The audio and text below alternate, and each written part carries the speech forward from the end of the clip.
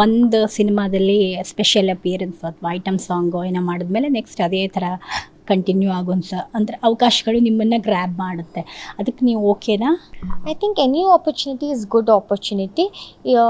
ಈ ಥರ ಚೆನ್ನಾಗಿದ್ದು ಎಲ್ಲ ಇವಾಗೇನು ಸಾಂಗಲ್ಲಾದರೂ ಒಳ್ಳೆಯದೇ, ಚೆನ್ನಾಗೇ ನಡೀತಾ ಇರುತ್ತೆ. ಇವಾಗೆಲ್ಲ ಟ್ರೆಂಡ್ ಆಗುತ್ತೆ. So doesn't really matter. Movies ಒಳ್ಳೊಳ್ಳೆ ಮೂವೀಸ್ ಬಂದರೆ ಮಾಡ್ತೀನಿ, ಇಲ್ಲಾಂದರೆ ಸಾಂಗ್ಸ್ ಬಂದರೂ ಓಕೆ. ಇಲ್ಲಾಂದರೆ ನಾನು ನಿಮಗೆ ಹೇಳಿದೆ, ಅದು ವರ್ಕ್ ಆಗಿಲ್ಲ, ನಂಗೆ ಬ್ಯಾಕಪ್ ಪ್ಲ್ಯಾನ್ಸ್ ತುಂಬ ಇದೆ ಏನೇನು ಮಾಡಬೇಕು ಅಂತ. ಸೊ ಮೈ ಮೇನ್ ಇಂಪಾರ್ಟೆಂಟ್ ಗೋಲ್ ಏನು ಅಂತ ಬಂದರೆ I should be very financially independent. So ಅದಕ್ಕೆ ತಕ್ಕಂಗೆ ನನಗೆ ಯಾವ್ದು ಪ್ಯಾಷನ್ ಕೊಡುತ್ತೆ, ನಾನು ಪ್ಯಾಷನೇಟಾಗಿ ಏನು ಕೆಲಸ ಮಾಡ್ಬೋದು. ಸೊ ಇವಾಗ ಮೂವಿ, ಸಾಂಗ್ಸು, ಇಲ್ಲಾಂದರೆ ಯೂಟ್ಯೂಬ್, ಬಿಕಾಸ್ ನಂಗೆ ಮಾತಾಡೋಕ್ಕೆ ತುಂಬ ಇಷ್ಟ, ಅದು ಮಾಡ್ಬೋದು. ಸೊ ಈ ಥರ ಅದ್ರ ಬಗ್ಗೆ ಆ ಥರ ಒಂದು ಬುಕ್ಕಲ್ಲಿ ಬರ್ಕೊಂಡಿರ್ತೀನಿ ಏನೇನು ಮಾಡ್ಬೋದು, ಏನೇನು ಜಾಬ್ ಮಾಡ್ಬೋದು ಅಂತ.